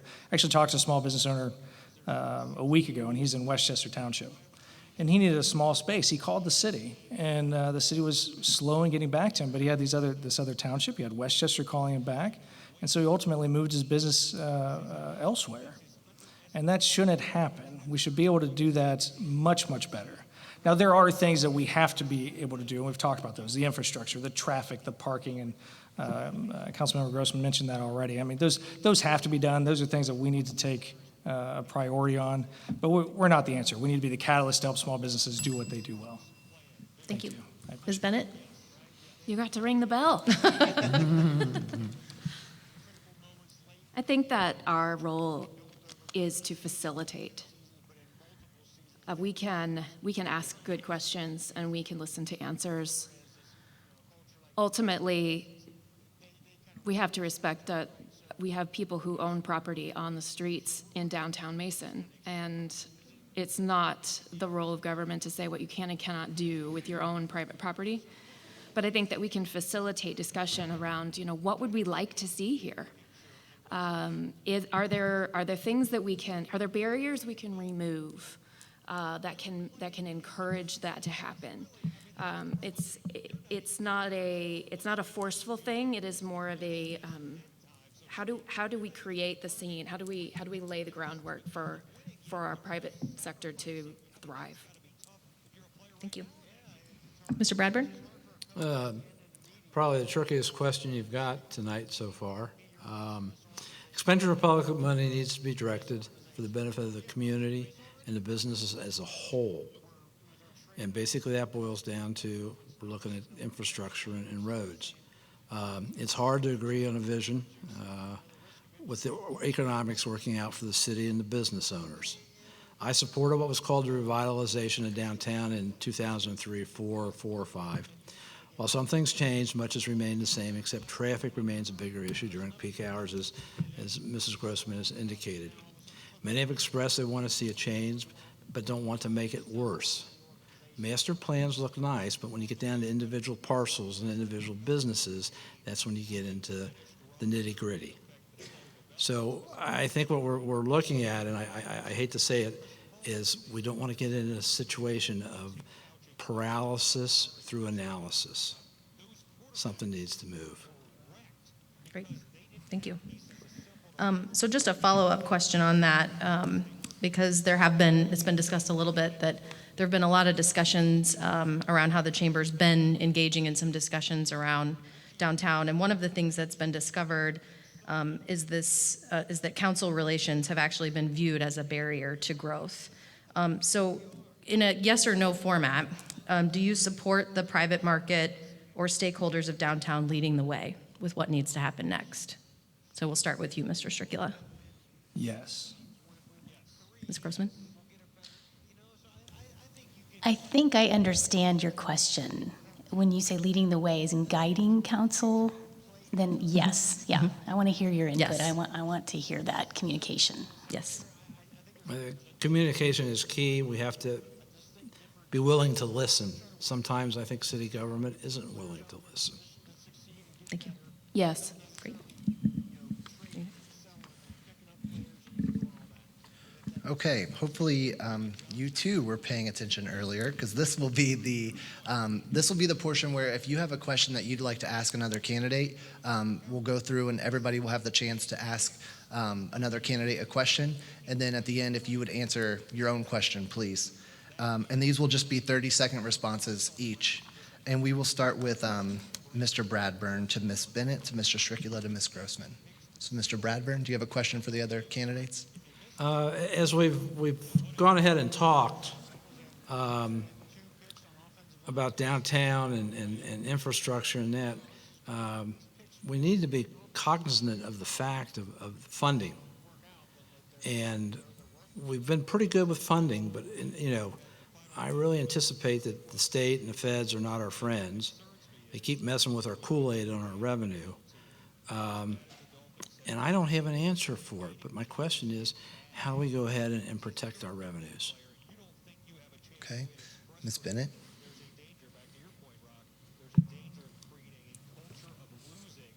I think that it takes relying on the staff of the city. We have an excellent team who work with attorneys to understand what we can and cannot do legally, who have very creative ways to manage our budgets, to bring in and generate revenues. We are operating our community center at a profit, which is highly unusual. And so I would look forward to listening to what their recommendations would be. Great. Mr. Stricula?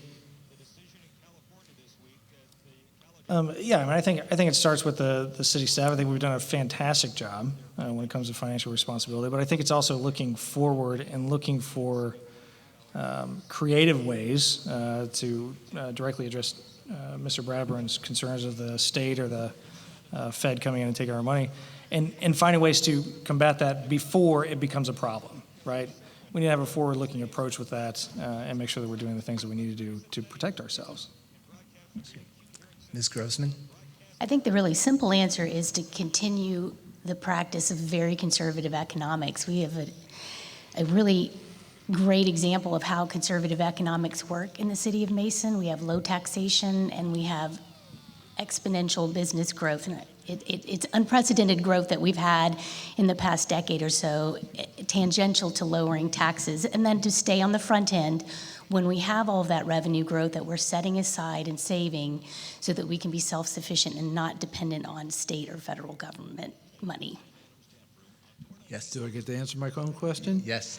The bottom line is don't overextend yourself as a city. Times are good. You need to squirrel a little bit away because we're going to have infrastructure. Many of our roads and our neighborhoods are going to need regrinding and repaving. They're 20, 25 years old. Don't overextend yourself, then you won't get in trouble. Okay. Ms. Bennett, we'll move to you if you have a question that you'd like to ask the other candidates and answer yourself. I'm going to copy one of the questions from Mason School Board. I'd love to hear what you think the biggest mistake a city council person can make. We'll start with you, Mr. Stricula. That's a great question. I think the biggest mistake that we can make is thinking that we're the solution, right? That we can fix the problems. And we can't, first of all, we can't do it alone. And second, even collectively as a council, I think it would be difficult to do. I think that's the biggest mistake we can make. Ms. Grossman? Like the school district, I think there are three big rocks of the rules of decorum, and that's you don't attack personality, you don't attack character, and you don't assign motive. And when we can follow those rules, we can have a wonderful climate, a wonderful culture to collaborate and make great decisions that are rooted in openness and ethics and esprit de corps. Mr. Bradburn? Probably the biggest thing I've seen most recently is that the council meetings need to be conducted under Robert's Rules of Order. There shouldn't be personality conflicts.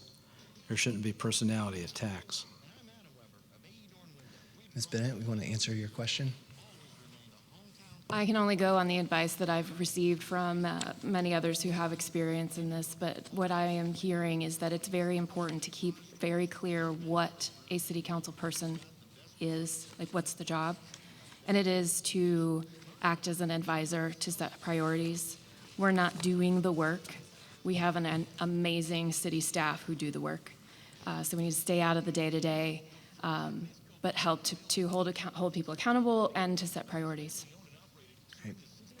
Mr. Stricula, we move to you for the question of the other candidates portion. Great, thank you. This was actually mentioned a little bit earlier in the dynamic that's going on with City Council right now, that there is a lot of difficulty in the interaction and the personalities that are on there now. So my question is how would you work with each of us up here on stage, and how would you work with the existing council members that will be there if or when we're elected? Just keep going down the same order. So start with you, Ms. Grossman. Well, I've identified some areas that we need to work on, and I've created some ideas that I've given to staff, and I'm hopeful that we can implement them at the onset of the election cycle. It's training. It's basically bringing resources into council to train in the group setting where we have brand new members, middle of the road members in terms of experience, and very experienced members working together to learn and master Robert's rules, the rules of decorum, and the procedural things that we need to know in order to run the government. Mr. Bradburn? Yeah, I guess I've had on and some other have as far as the Robert's rules. We need to treat each other with respect. We may have disagreements in our opinions, but it doesn't need to get into, I don't know, gutter name calling or whatever. And there shouldn't be an animosity because of something that happened years ago. And when I left in 2011, I didn't see what we're seeing now. Have to work together. Ms. Bennett?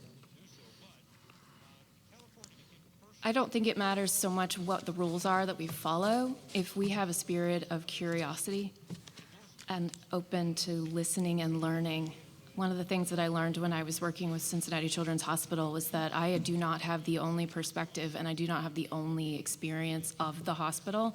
Many other people have very different experiences, and it's important to listen to all of them and be curious.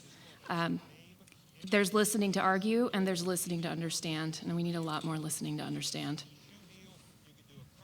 Mr. Stricula, if you'd answer your question. Sure. I think that we have to start looking at the merits of what's being presented in front of us, as opposed to where that's coming from or what's going on. I think that we will have disagreements. It will happen, but I think we can disagree without being disagreeable. And I think that's definitely a step in the right direction, but we start to look at the items in front of us based on the merits presented and where it's coming from, I think will be ideal. Thank you. Ms. Grossman, do you have a question you'd like to ask the candidates? I did prepare a question. It's very similar to Mr. Stricula's, so I'll take a crack at it. I've worked really hard to increase government openness and transparency on council and to the public. I've authored ethics reform legislation and identified our need for training on council procedures, rules, and ethics. How will you help me create a better council climate that fosters collaboration, government openness, and dedication to the rules of decorum? So I think we all are in agreement. Can you give me some hows?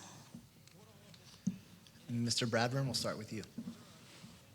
I think the first thing is to treat each other with respect. And then you go on from there. You debate the issues. And then if I hate to say the term win or lose, but you prevail on the topic, you need to go on. Quit. I think there's some people that are pulling old scabs and opening up wounds for some reason. I don't know why. I'm not there on a regular basis at this point. Ms. Bennett? I think that sometimes it's really easy to get hyper-focused on something very small that's right in front of you and to lose the bigger picture and the larger mission. As an elected council person, I see my role as representing the community and seeking the best solution for the community as a whole. So it's not about my personal agenda or perceived slights or anything like that. I think if we can keep our focus on what we're there to do and who we're serving, I think that will go a long, long way towards improving our ability to collaborate. You, Mr. Stricula? Yeah, thanks for ringing the bell on somebody else.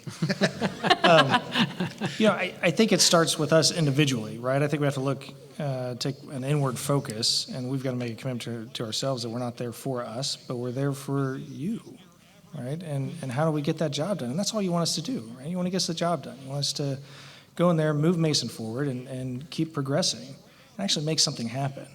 So we have to make an individual commitment first. We can't control other people, and we can't control what other people say and do, but I think we can control what we do and take accountability.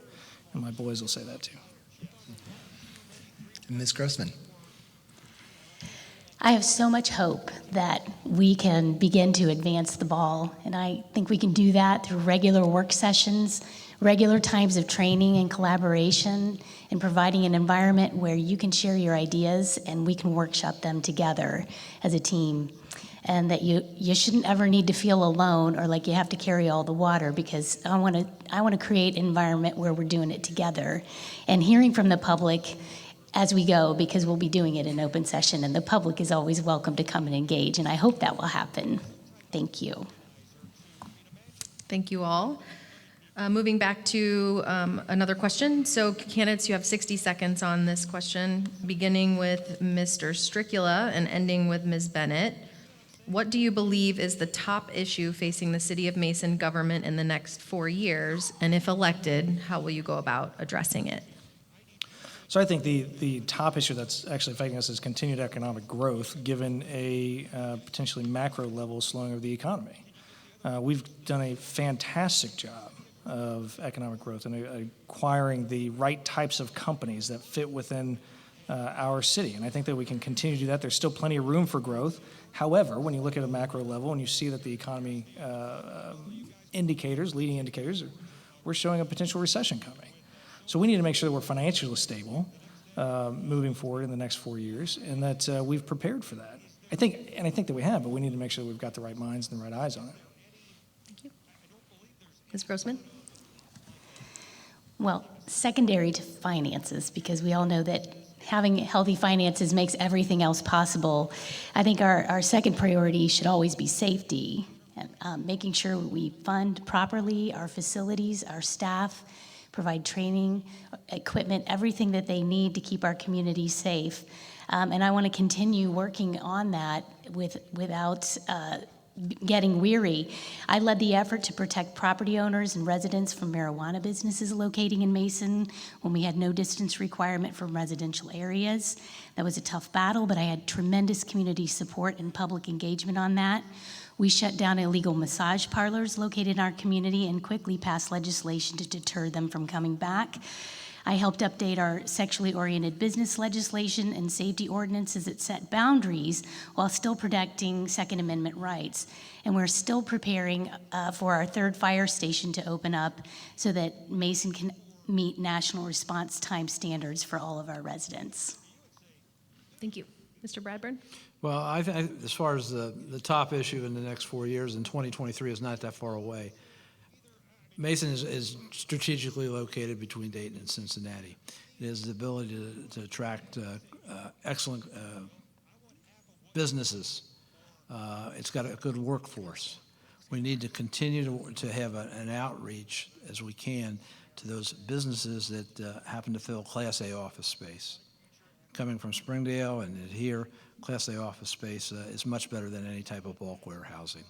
And that in the near future, the major cost of infrastructure maintaining that. Hopefully, our capital improvements will go down in the next 4 years as 741 gets completed in that. And then we can take that money that we were using for capital improvements and use that for maintenance. We don't want our streets to become like Middletown or Hamilton. Thank you. Ms. Bennett?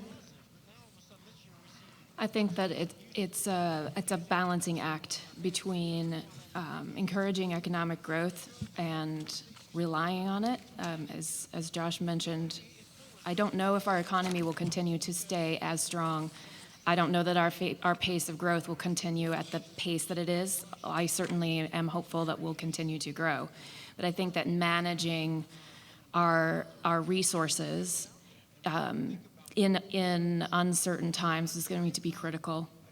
And we've come to count on city amenities and services being reliable. I mean, it's amazing that, it doesn't matter whether it's a holiday or not, the trash always gets picked up every single Monday morning in my neighborhood. So I would hate to see any of that get lost. And I think it all does come back to how are we managing the resources and adjusting for changed paces of growth. Thank you. Mr. Strictula, we're going to come back to you. Just if you have anything else you'd like to add on this, we'll give each of you an additional 30 seconds. I don't have anything to add. Okay. Thank you. Thank you. Okay. I'm happy. Good. All right. Okay, so we are actually at the end of the forum. So we are going to give each of you a 60-second concluding statement, and we're going to start again in alphabetical order. So we will start with Ms. Bennett and end with Mr. Strictula.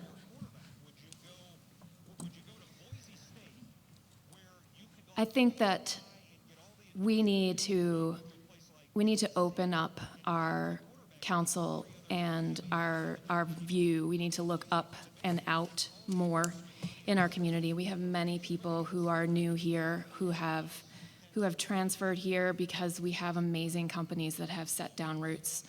And I think that in order for our community to continue to thrive, and for the energy and the connectedness to continue to grow, we need to engage with everyone here. We need to embrace one another. We need to celebrate and learn about each other's different traditions, backgrounds, religions, and listen to each other. And in that kind of environment where we come together and we're integrated, we will only be stronger. Thank you. Mr. Bradburn? First, to the other candidates, I will not use your youth or inexperience against you in this campaign any more than I have to. Okay? I think what I bring, that was a quote from a prior president. I think what I bring to the table is experience. 20 years as an elected official. 20 years of understanding the financial end, 20 years of understanding that the state and at times even the governor isn't our friend. Even the school district is seeing that in the fact that the Mason schools and those school districts that are supposed to be better off don't get the monies that they rightly deserve. And I think that experience is going to help propel Mason forward in the future with reasonable decisions made based upon the resources that are available. Thank you. Ms. Grossman? It was really a blessing to be here with all of you. I learned so much. Thank you for that. Thank you for being patient with me. To close, I just want to remind you I want to preserve our shared values, maintain and expand community services, provide our city departments with the resources and guidance needed to provide the public with the best service possible, grow our community, strong companies and good jobs, keep our taxes low, improve and expand parks and green spaces, enhance our government by making it more transparent and accessible to the public with better reporting, more disclosures, and judicious use of non-public executive sessions only when absolutely necessary, and promote professionalism on council where we're all treated as equals with respect. I want to improve council service with training on ethics, disclosure laws, rules of decorum, and the best government practices so that council can be more effective and collaborative with city staff and the public more effectively to advance Mason. And if you could please visit my website, and everyone else's for that matter, so that you can learn more about us. We appreciate that. Mr. Strictula? Well, thank you again for having us. Thank you for being here. I definitely appreciate the opportunity to be able to share my thoughts. And I think we've heard a lot of that tonight, a lot of I statements, right? I can do this, and I've done this, and I can solve this, and I'm going to drive this collaboration nail home, and I'm going to do it over the next 30 minutes. So if you guys have a couple minutes, we'll take care of that. But working together, right? Individually, it can't be done. We have to work together with each other up here on stage. We have to work with the existing council. We must do that. And then we have to collaborate with you, the business owners, and frankly, you should be driving this train, not us. And we need to work together with the chamber to do that. And collectively, together, if we're moving in the right direction, we've got everybody on the same page, the things that we're going to accomplish are going to be amazing. And if that's something that resonates with you, I mean, gosh, I'd love your vote on November 5th. It would mean a lot. And if it doesn't, then come out on November 6th and vote for somebody else. He'll be here all week. All right. Well, thank you all so much for being with us, and thank you to all of you actually for joining us yesterday as well. So you've given us an additional amount of time to get to know you all, and we're grateful for your dedication and service to the community. So again, just as a closing, the Chamber's website will have recaps of the forums available, and thank you all for completing the questionnaires that you spent a lot of time obviously completing. All of that's available as well for the public to learn more about all of you. We want to thank Mason City Schools for hosting us this evening. And I think that is all we have for the evening. I would like to encourage our citizens, of course, to get out and vote on November 5th. So thank you all. Have a wonderful evening. Take care. Thank you.